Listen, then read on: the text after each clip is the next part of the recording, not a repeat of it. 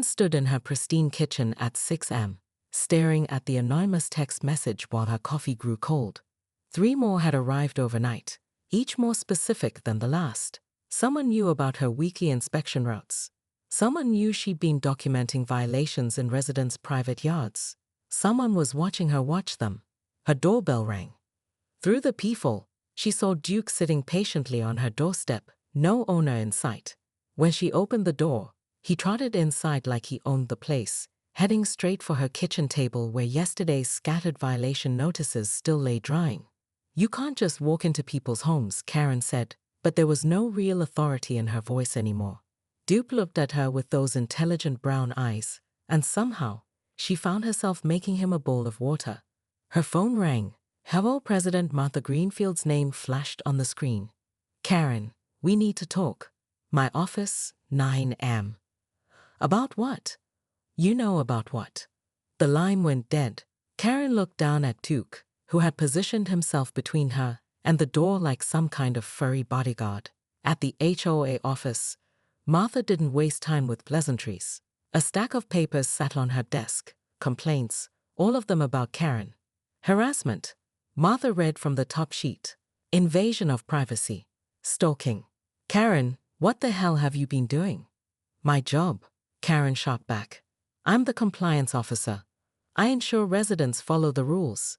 You measured the height of a child's swing set while the family was at dinner.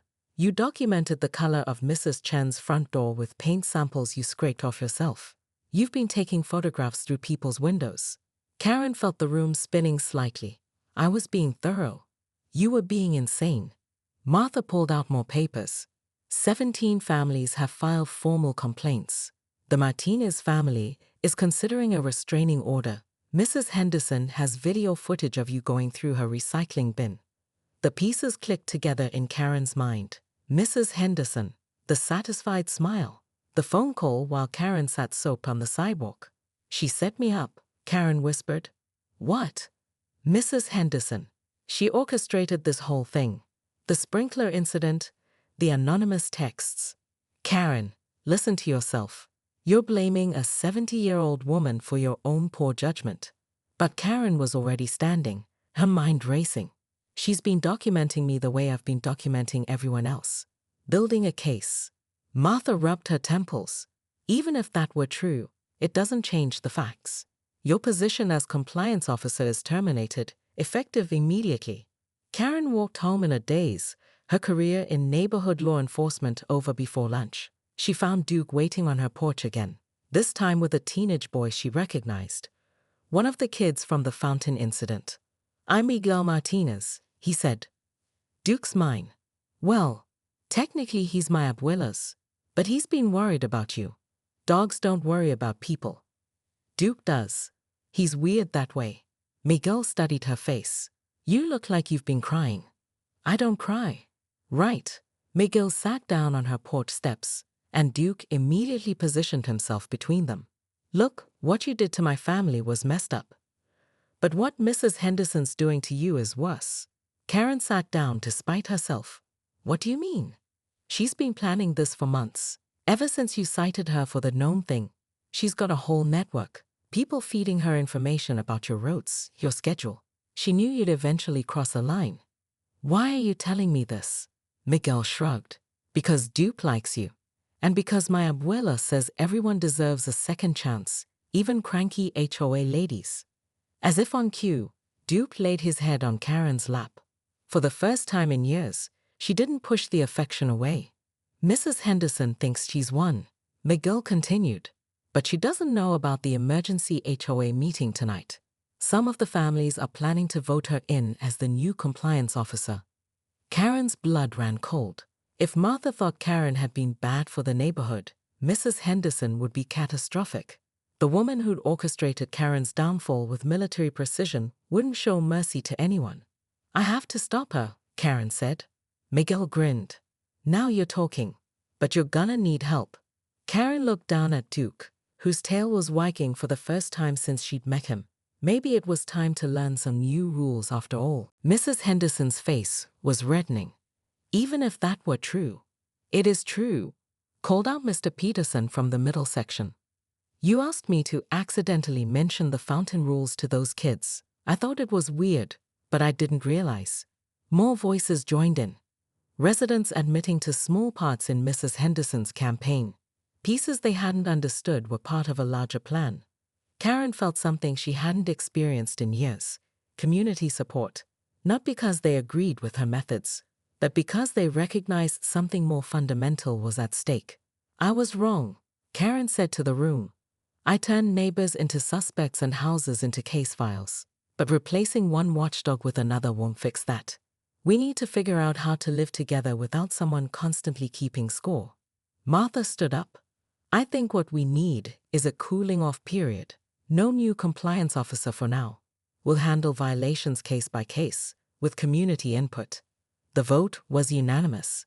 As people filed out, chatting in small groups, Karen found herself alone with Duke and Miguel in the emptying community center.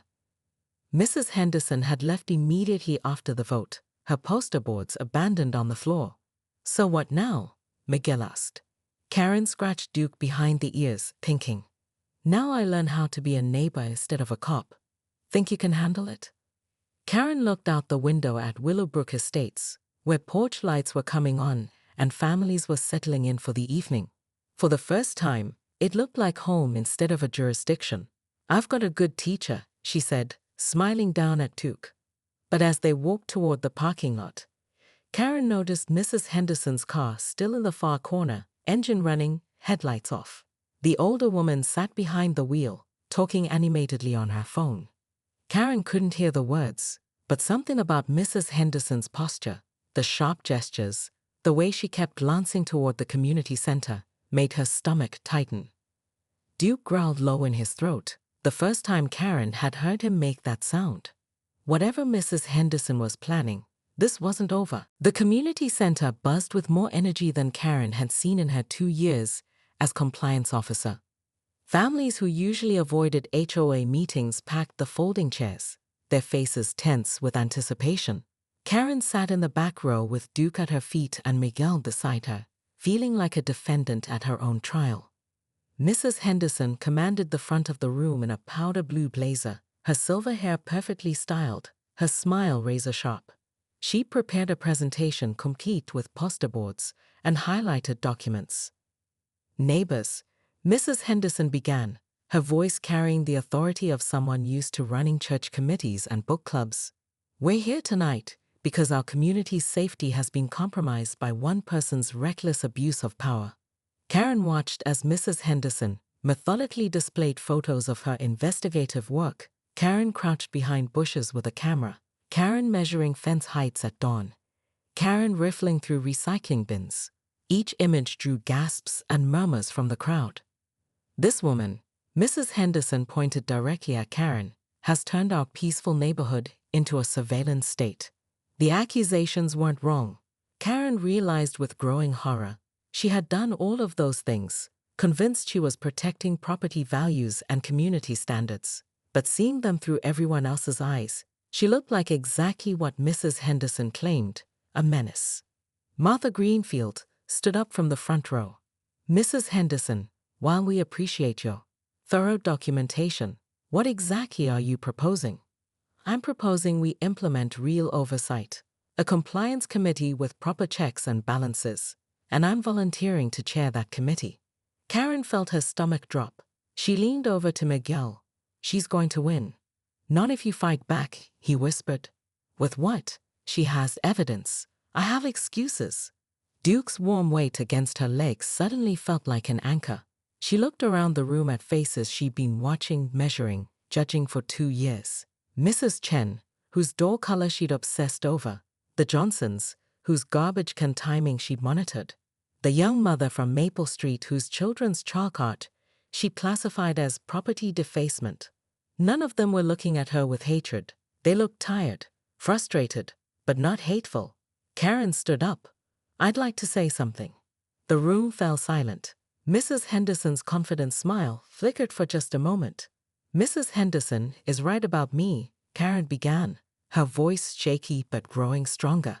I did all those things. I convinced myself I was protecting our community, but I was really just trying to control it. She pulled out her phone and held up the anonymous text messages.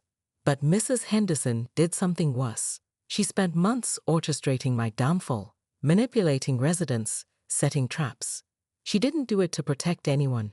She did it for revenge. That's ridiculous, Mrs. Henderson snapped. Miguel stood up, pulling out his own phone. Is it? Because I've got screenshots of the group chat you started. Operation Compliance, right? Where you coordinated with other residents to document Karen's activities. A murmur rippled through the crowd. Several people shifted uncomfortably in their seats. And the sprinkler incident? Karen continued, feeling due press against her leg encouraging me. That wasn't an accident. You knew my inspection schedule. You knew exactly when I'd be walking past. Karen Whitmore's perfectly manicured fingernails scraped against rough concrete as she scrambled to pull herself up from the sidewalk.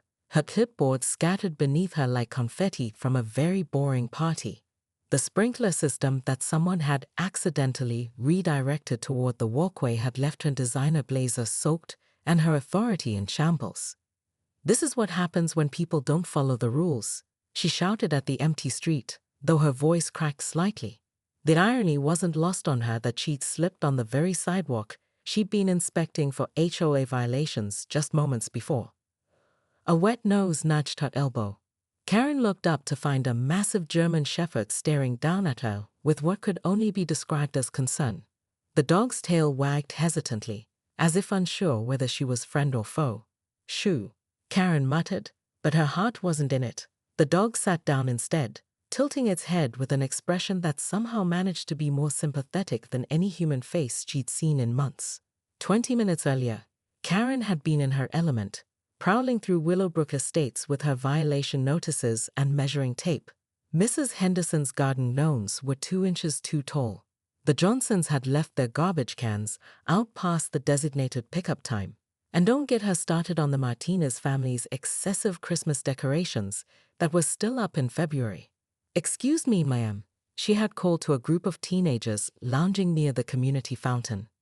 This is private property. You need to move along. The tallest boy, maybe 16 with defiant eyes, had stood up slowly. We live here. Not without proper supervision, you don't.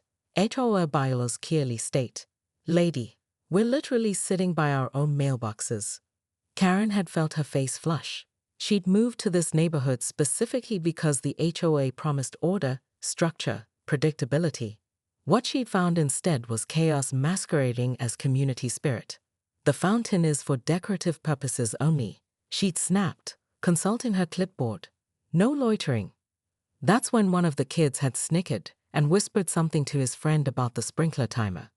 Karen hadn't caught the full conversation, but she'd filed it away for later investigation. Now, sitting on the damp concrete with only a dog for company, she was beginning to understand what they'd meant.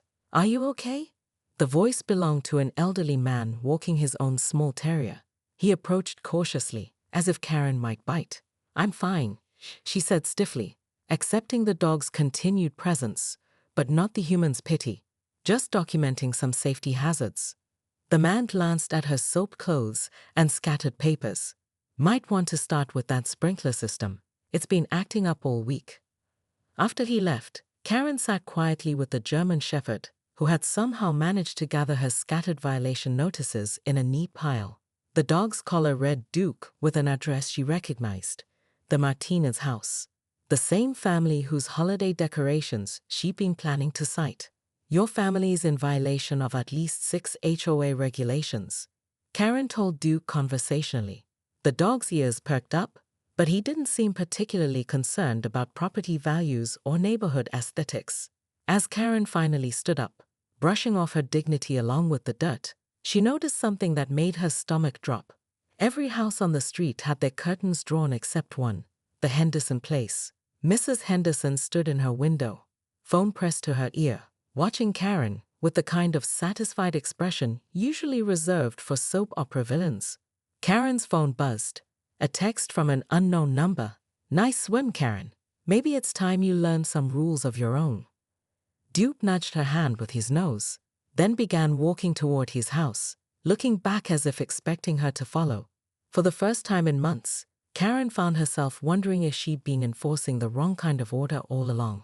But as she watched Mrs. Henderson's satisfied smile through the window, Karen realized her real problems were just beginning.